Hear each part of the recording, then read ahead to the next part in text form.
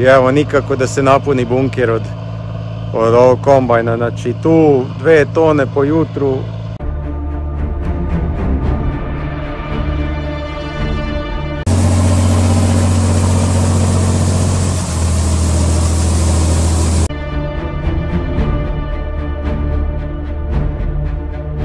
Međutim, ovo je opet Pionir. Ova druga parcela je izgleda najslabija do sad.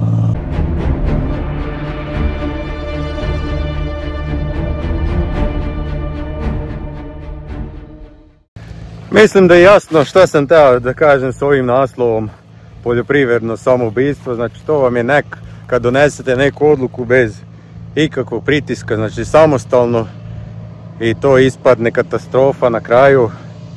Ili ok, možda nije skroz samoubistvo, ali samo povređivanje. Tako da to je neka priča sa kukuruzom, ne samo ove sezone, nego inače u zadnjih 4-5 godina. Poštovani gledalci, dobrodošli u još jednu žetvu kukuruza. Znači šta je situacija? Evo, sad je 2025. 2021. je još bila zadnja sezona onako podnošljiva, mada je tu krenulo na loše. Tu je bilo 3 tone po jutru kukuruza, cena je bila negde kod 26 dinara. Pa 2022. katastrofa, 1500-1600 kg po jutru, ali je cena bila dobra, 36 dinara. Pa 2023. opet katastrofa, ne sa prinosom nego sa cenom. Prinos je bio 3,5 tone po jutru, a cena je bila 14,5 dinara, zamislite. Pa 2024. 17,5 dinara cena, a prinos opet 2,5 tone po jutru, znači katastrofa. I evo 2025. ne izgleda dobro, cena je 22 dinara, na najveće mjesto 22-23 dinara na otkupnim mjestima, a prinos, pa sad ćemo da vidimo, ali loš je prinos u svakom slučaju.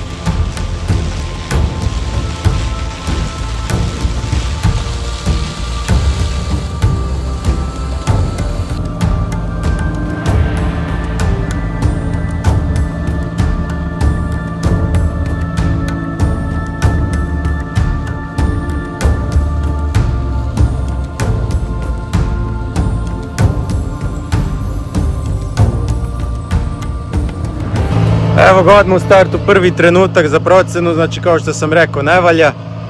Evo ova njivo, ovaj deo je jedan lanac, znači 0,7-0,8 hektara. I evo nikako da se napuni bunker od ovog kombajna, znači tu 2 tone po jutru, ne vjerujem da ima više. Ovo je ko 2022. tad je bilo 1500-1600 kg. Tako da sad vi računajte po 22 dinara koliki je to gubitak. Idemo dalje.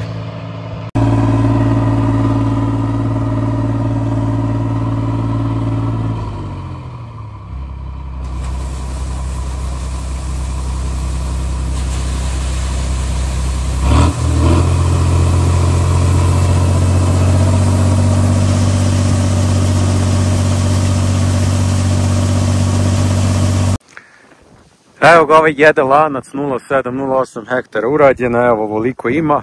Ovo moje prikolice kad je do vrha napunjeno, onda je tu negdje između 5,200, 5,300 kg. Znači sad ja mislim da može da se kaže da je do pola, znači nekih 2600 600-700 kg. To je po jutru 2 tone ili neki 3,5 do 3,5 tone po hektaru. 3 ili 400, 3,5, evo moja procena prva. Zrna su onako baš sitna, ali sada se radi. Dobro, i to je takav hibrid. Znači ovo je bio Pionir 9911.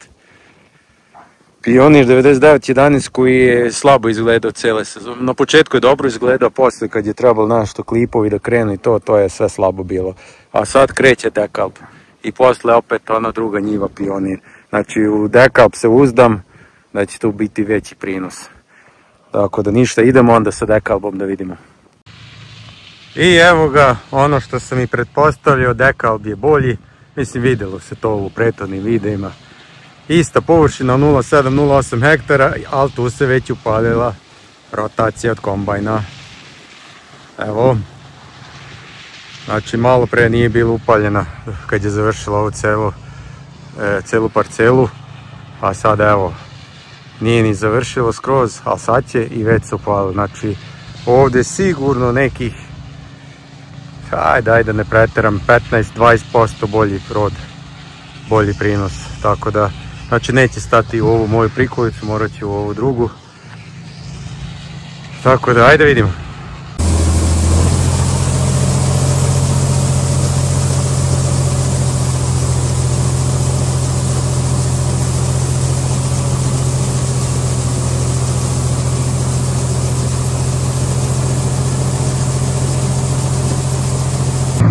Evo, odno sam jednu prikolicu kući, nije moglo da stane ove dve prikolice i Dekalb se dobro pokazuje. Evo, ovo 7 tona je do vrha puna, međutim ovaj opet Pionir, ova druga parcela je izgleda najslabija do sad.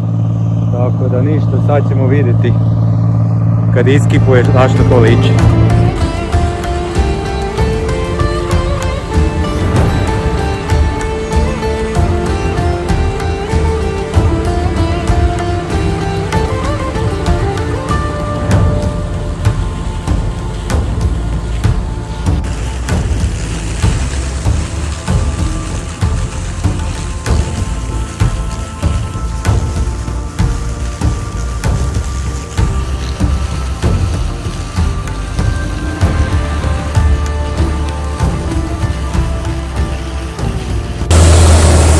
Evo ga, gotovo je, zadnji istovar, pa da vidimo gdje smo, šta smo. Evo ga, gotov je kukuruz, skinuli smo sve, svih 8 jutari ili nekih jakih 5 hektara, ali nisam još sve predao, nešto sam i nosio kući, tako da ne mogu tačno da kažem prinos, ali mogu sa prilično velikom preciznošću da vam kažem. Ispalo je negde 2100 do 2200 kg po jutru, to je nešto sitno preko 3,5 tone po hektaru. S tim da ima jako velikih razlika između Dekalba i Pionira. Kako sam ovako procenio dok je išao kombajn, Dekalb je bio na nekim mjestima čak i preko 5 tona po hektaru, a Pionir je na nekim mjestima, recimo na ovom mjestu gdje upravo sad stojim, je bio oko 1500 kila na nekim po hektaru na ovom delu. Znači Pionir je jako podbacio. Jako je podbacio i to mi kao, ali ukupno sam izvukao taj prosjek negdje između 2100 i 2200 kg po jutru. Tako da ništa, ajde idemo neku završnu reč. Kao što vidite, evo, završna reč, u žetvi ne držim pivo u ruci, to radim samo kad je uspješna žetva. Tako je bilo kod ječma i kod suncokreta, ali kod kukuruza nema šanse. 3 bitne stvari bi napomenuo za kukuruz što se tiče budućnosti u narednim godinama. Znači, prva bitna stvar, jako nije svejedno koje seme treba da sejete. Kod mene sad uspio Dekalb, Pionir više neću da sejem uopšte i to ne kažem da ni vi ne treba da sejete Pionir, na mojim parcelama Pionir više ne uspeva, barem ovaj hibrid 9911, a i ono što sam radio, što sam snimao onaj video s ogledima, i tamo je Dekalb mnogo bolji bio nego Pionir. Znači, ja od sad samo Dekalb, eventualno probat ću KVS ili šta je znam još, šta bi tu mogu još da probam, ali Dekalb će mi biti ono glavno sem za setvu. Druga bitna stvar, možemo zaboraviti na ono klasično, zasejemo kukuruz, završi se sezona, skinemo i predajemo na otkupnim mestima. Tu apsolutno nema više, apsolutno zarade. Evo, redio sam na početku u zadnjih 3-4 godine kako je to išlo. Evo i sad je 22-3 dinara. Znači s ovim prinosima, ma kakvi, ni sa najboljim prinosima opet, ni sa onim maksimalnim prinosima opet najmanje donosi. Tako da ja od sad kukuruz izbjegavaju samo zbog plodoreda ću raditi, ali smanjit ću maksimalno ono koliko mogu da smanjim. I treća stvar, također što se tiče neke memorije, možemo isto zaboraviti klasično ratarstvo, ono suvo ratarstvo što bi rekli, znači kukuruz može samo u nekoj intenzivnoj proizvodnji, barem ovdje na ovom delu gdje sam ja, znači navodnjavanje obavezno, inače nema od kukuruza ništa. Nadam se da će biti još, možda će se vratiti ono normalno vreme da pade kiša na svaki 10-ak dana recimo, ali ne bi se na to nešto pretjerano oslanjao. Znači samo navodnjavanje, biram koje seme sejem i nema više da predajem za sitne pare nikome. A generalno što se tiče, evo gotova je sezona skroz. Što se tiče ukupnog nekog bilansa, samo sam otprilike u glavi računao, bez obzira što je kukuruz otišao ponovo u minus, bit ću u nekom plusu, nekom minimalnom ukupno gledano, ne sa kukuruzom nego ukupno gledano, i jedino je to i bitno, mada opet bi, verovatno će svi reći pa šta ne radimo mi za neki simbolični mali plus, pa ne radimo, ali ovakva je situacija, šta da vam kažem, tako da ništa što se tiče ove sezone, to je to. Možda će biti još neki zbirni video, a mi već krećemo, već sam krenuo sa novom sezonom, pokazivao sam to, tako da to su sad sljedeće teme. Vidimo se, pozdrav!